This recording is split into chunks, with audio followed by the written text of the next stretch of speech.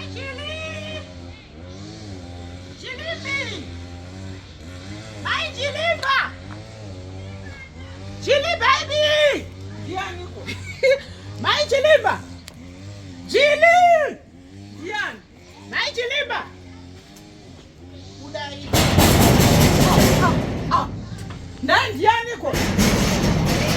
Ndianiko na yewe Ivulile!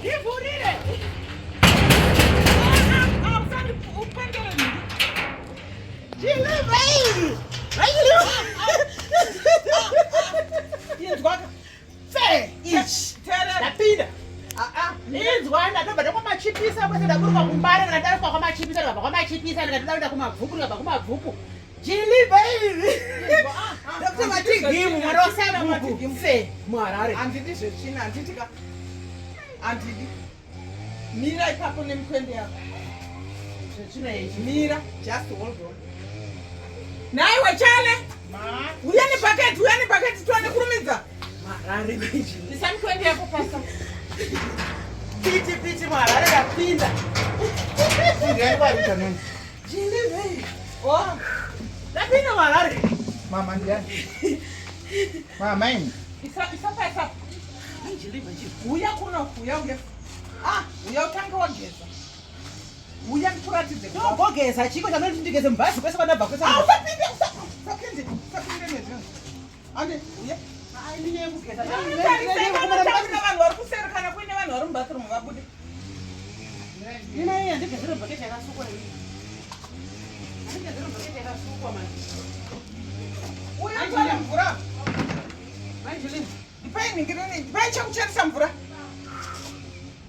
Au ndo harani yacho neye kuna kupindwe mba mangu ampindwa usina kugeza. Ende tanga wakwesha bhaketi. Ndavaudza. Muna munhu. Hakuna. Ndipai chibhaketi.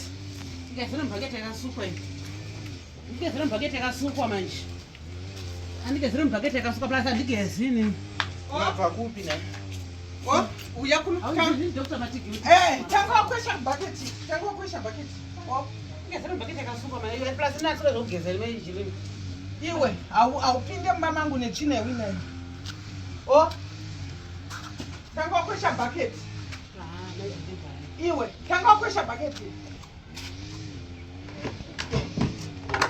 Iyoyo sipo ndiwe unobvisisa kwete zvako zvichimugondire zvaunoite zvinonyadzisa zvinoyesa zvichini kwesha bhaketi. correct mabhaketi haasukwi can manje Kwesha nechichi. Nditi zvinhu zvetsvina. Kana uchiita zvetsvina unozviitira kumusha kwenyu kwana Matigimu kwana sabhuku vako iko. Not pana. Haupinde mumba pasina kugezera. Dira mvura. manje ndibva inini zvokugezera zvinhu makuda kundiitisa izvi manje ina handigezi manje ndinozokuti kwazvinokwai zvinondogeza ndoita sei Takura uya toni. Ande ndinokutadza ubaba. Wapinda mumba mangu nemazvichimwa.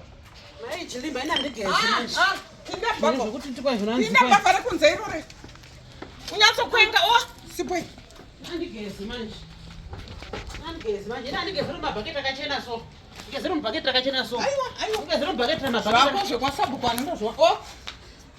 Pinda. ana ndimbogezi manje izvo zvokugeza handisuda zvokugeza ini munonditi ndigezere kuti zvaita sei Haupinde mumba mangu netsvina yako iyo. Handidi zvetsvina. manje ndibangwadedzera kuti ndiyezogeza zveshuwa Ndati handidi zvetsvina.